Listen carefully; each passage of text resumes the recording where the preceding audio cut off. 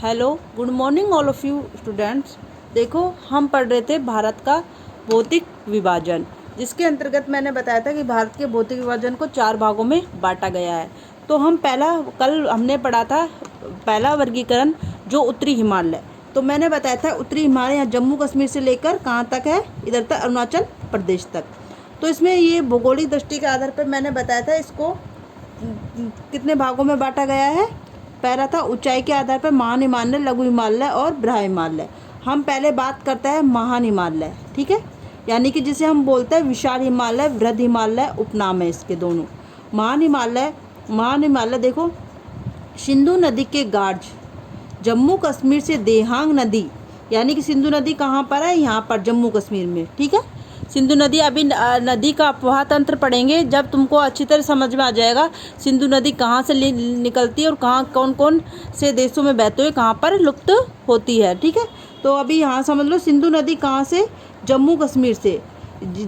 सिंधु नदी का गार्ज है जम्मू कश्मीर से और दिहांग नदी तक। दिहांग नदी कहाँ है, अरुणाचल प्रदेश। स्थिति समझ में आ रही है, यहाँ से इधर तक, ठीक है। सिंधु नदी के घाट जम्मू कश्मीर से देहांग नदी जिसको हम ब्रह्मपुत्र नदी भी बोलते हैं, कि अरुणाचल प्रदेश में 2400 किलोमीटर क्या है कि 2400 किलोमीटर की इसकी पहाड़ी है। इसमें किस में शामिल है, ये होगी महान हिमालय में। महान हिमालय बर्फ से ढका होने के कारण इसे हिमाद्री भी कहते हैं, यानी कि जो ये महान हिमालय है ये बर्फ से ढका होने के कारण इसे क्या कहते हैं, हिमाद्री भी कहते हैं। जो भारत की सबसे ऊंची चोटी है कंचनजंगा, ठीक है, भारत की सबसे जो कंचनजंगा चोटी है वो कहाँ पर स्थित है, महान हिमालय में ही स्थित है। और हिमालय क्या है, नदियों का उद्गम स्थल है, क्योंकि जो हिमालय है वहाँ पर क्या है, बर्फ़ हमेशा जमी रहती है। तो बर्फ़ जब जमी रहेगी तो बर्फ़ जब पिघलेगी तो किस में रूप में होगी, जल के रूप में प्रवाहित होगी। तो नदियों का उद्गम स्थल क्या है, हिमालय है। और विश्व की सबसे ऊंची चोटी, बात करते हैं विश्व की सबसे ऊंची चोटी कौन सी, माउंट एवरेस्ट। तुम राजस्थान की सबसे ऊंची चोटी मत समझना, विश्व की सबसे ऊंची चोटी जो कहाँ पर है, यहाँ पर क्या आएगा, हमारे यहाँ पर नेपाल आता है, ठीक है, जो नेपाल में स्थित है, जिसकी लंबाई 8848 मीटर है। अब देखिए बात करें इसमें, यहाँ पर देखो, यहाँ पर ये क्या पर है, नंदा पर्वत रही यहाँ पर उत्तराखंड में, ठीक है, जो कितना है 1400 किलोमीटर है। और मकालू पर्वत कहाँ पर है, नेपाल में। तो महान हिमालय की औसत ऊंचाई 6000 मीटर है। तुमको बुक में बहुत डिटेल में दिया हुआ है, मैं मेन पॉइंट है जो महान हिमालय के वो ही बता रही हूँ। तो ये मत सोचना कि बुक में तो ऐसे दे रखा है, मैडम ने ऐसे पढ़ाया है। तो मेन पॉइंट है जो ही तुमको याद रखना है, क्योंकि ऐसे इसका अगर महान हिमालय का बुक में देखना, बुक में तुमको बहुत ज़्यादा दे रखा है तो अपन को बहुत ज़्यादा याद नहीं करना। अपन को एक ही चीज़ याद करनी है, जो कुछ भी, चाहे मेरे नोट्स याद कर लो चाहे तुम बुक याद कर लो, लेकिन जो भी पढ़ो कि एक ही चीज़ पढ़ना, क्योंकि आप बुक भी पढ़े, नोट्स भी पढ़ा, सीरीज भी पढ़ी, पासबुक भी पढ़ा, सब पढ़ोगे तो सब क्या हो जाएगा, घिचपिच हो जाएगा, ना तुम इधर के रहोगे ना इधर के रहोगे। तो एक चीज़ पढ़ो, जो भी पढ़ना है वो भी अच्छे से, ठीक है। बात आ गए हिमालय की, दोबारा रिपीट कर रही हूँ कि महान हिमालय ऊंचाई के आधार पर, महान हिमालय सिंधु नदी के घाट जम्मू कश्मीर से, कहाँ पर, ये रहा जम्मू कश्मीर, ठीक है, सिंधु नदी के घाट से कहाँ पर है, अरुणाचल प्रदेश में। ब्रह्मपुत्र नदी जिसे देहांग नदी भी बोलते हैं, वहाँ तक इसका विस्तार है, ठीक है। इसमें नेपाल भी शामिल है, ठीक है, नेपाल का कुछ हिस्सा, नेपाल भी किसके अंतर्गत थोड़ा सा आता है। लेकिन नेपाल की जो सबसे ऊंची चोटी है माउंट एवरेस्ट, वो किस में आती है, महान हिमालय में आती है। और हिमालय को नदियों का उद्गम स्थल कहते हैं। यह है, इसके आगे बात करते हैं, देखो लघु हिमालय की बात करते हैं। महान हिमालय के दक्षिण में 3700 से 4500 मीटर पर ये क्या है, लघु हिमालय स्थित है।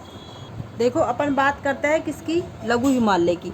तो देखो ये वाला क्षेत्र तो क्या है, महान हिमालय का है, और इसके नीचे ही कौन सा हिमालय है, यहाँ से ये लघु हिमालय की स्थिति है, ठीक है।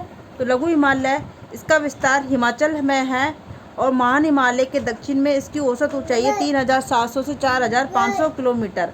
अब देखो इसमें एक मर्ग आता है, मर्ग क्या है, लघु हिमालय के कश्मीर की पहाड़ी ढाल पर घास के मैदानों को क्या कहते हैं, मर्ग कहते हैं।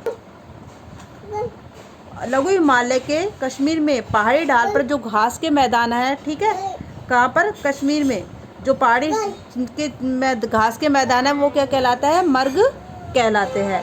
आगे बात करते हैं कि बुग्याल पायार क्या है। ये कई बार भौगोलिक नाम है जो तुम्हारे दे रखा होगा, लेकिन ना जैसे अपन कंपटीशन की बात करते हो तो उसमें आ जाता है किसको ये चीज़ क्या है। तो बुग्याल की बात करते हैं। उत्तराखंड में पहाड़ी ढाल पर जो घास के मैदान मिलते हैं, उत्तराखंड में जो पहाड़ी ढाल पर घास के मैदान मिलते हैं उसको क्या कहते हैं, बुग्याल कहते हैं। ये सारे मेरे नोट्स में लिखे हुए हैं, मैं आपको नोट्स सेंड कर दूँगी, उसमें आप पढ़ लेना। आगे है मेन सेंट्रल थ्रस्ट। महान हिमालय के लघु हिमालय को अलग करने वाली, जो महान हिमालय हमारा ऊपर वाला और लघु हिमालय के जो अलग करने वाली जो रेखा है उसको क्या कहेंगे, सेंट्रल थ्रस्ट कहेंगे। आगे बात करते हैं स्वास्थ्यवर्धक स्थल, यानी कि जो हमारे लघु हिमालय में स्वास्थ्यवर्धक स्थल है, शिमला, मंसूरी, नैनीताल, दार्जिलिंग, ये सभी किस में स्थित है, लघु हिमालय में। यहाँ पर शिमला, बात करें मंसूरी, नैनीताल और दार्जिलिंग किस में स्थित है, सारे ये क्षेत्र लघु हिमालय में। आगे है बृह हिमालय, जो हम कल की कक्षा में पढ़ेंगे।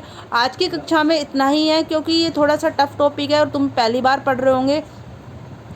क्योंकि इस चीज़ को अगर तुम लिखते हो तो अपने मैप में स्थिति जरूर बनाना, मैप जरूर बना के अपनी स्थिति बताना, ये लघु हिमालय, महान हिमालय।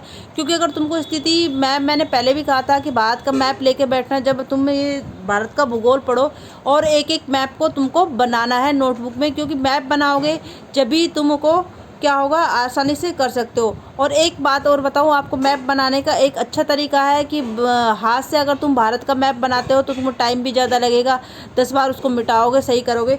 तो एक प्लास्टिक की स्टेंसिल आती है, ठीक है, स्टेंसिल आती है मैप की, तो उसमें स्टेंसिल के द्वारा तुम है ना उसको इस तरह से ढक के उस पर भारत का मैप है उस पर ड्रॉ करके आराम से बना सकते हो। 1 मिनट में तुम्हारा भारत का मैप बन जाएगा। मैं आपको एक बार स्टेंसिल और दिखाती हूँ कि कैसी होती है। 1 मिनट, देखो बच्चों, ये है स्टेंसिल। इसको स्टेंसिल बोलते हैं, ज़्यादा नहीं आती, 10-1 रुपये की आती है।